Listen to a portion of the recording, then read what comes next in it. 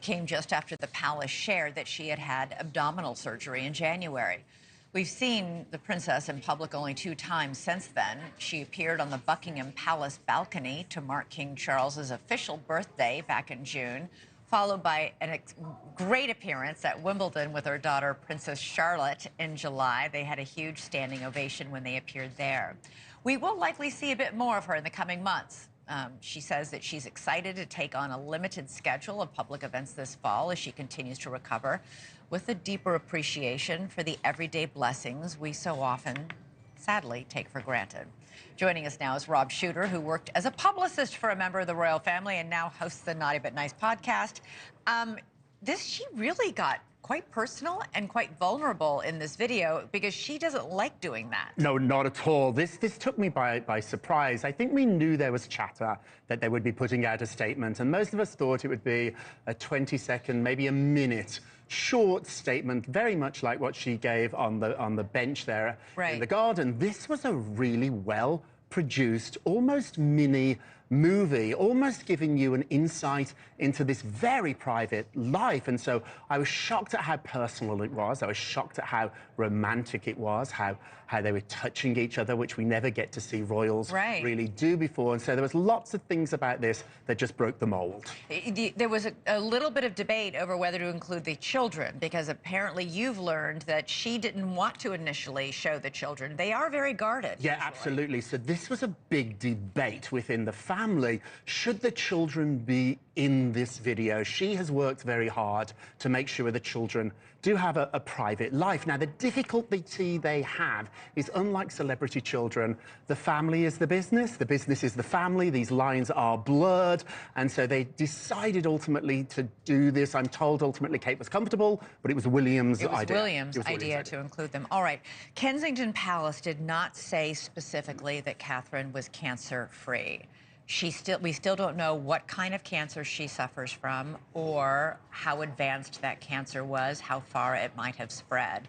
Your sources are telling you she is not out of the woods. No, she's not out of the woods yet, and it's so smart of you to point that out. Everybody today is, I'm reading these headlines that she's back. She's and done. you It's over. really, once again, got it right.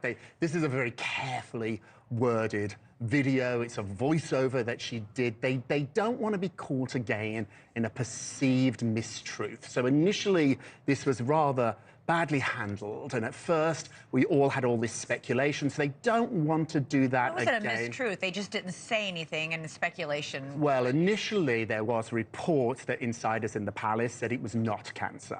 And so when it first came out that Kate was in hospital, there was that. And so now they're trying to be more open about this, but they're still not telling us everything. There's lots of secrets here. Obviously, it's Catherine's story. It's hers to tell it. But it is difficult to let us into your life, as she just did, and not reveal everything. She said she's done with chemo, but she might be undergoing more treatments. Absolutely. I spoke to some doctors today, and they said that is perfectly normal, and it does not mean that you're out of the woods yet. Sources are saying there's a turn for the better. If it thankfully hasn't gone the other way, but if it had, we wouldn't be getting this video today. So they're feeling good. They're feeling optimistic. I know, though, that there's still concerns. She's not yet back at work. They're taking this really slowly, day by day, but we should take the good here, and thankfully she looks much better. Yeah, she says, I must continue to take each day as it comes.